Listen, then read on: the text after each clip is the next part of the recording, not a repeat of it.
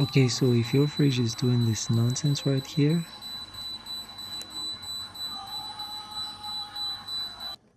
yeah, you heard that noise. The only way I could get rid of it is to go to the back of the fridge if you're using this hair fridge.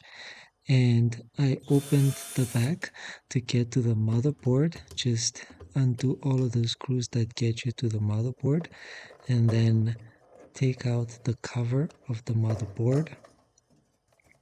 After which, you're gonna locate this plug right here. Now, take this out. Make sure your fridge is unplugged and switched off.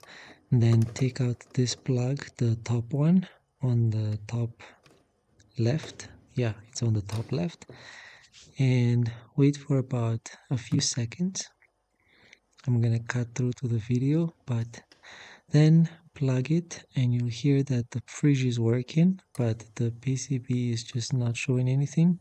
So now plug it back in because the fridge is working again.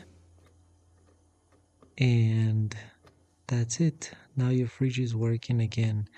And this is basically every time the power went out and it came back again, it would give that beeping noise. That's the only way I could fix it, but the problem now is that it does it every single time, which is very annoying. But I see no other fix. After that, just place all the screws back where they were and you should be just fine and everything should work as normal.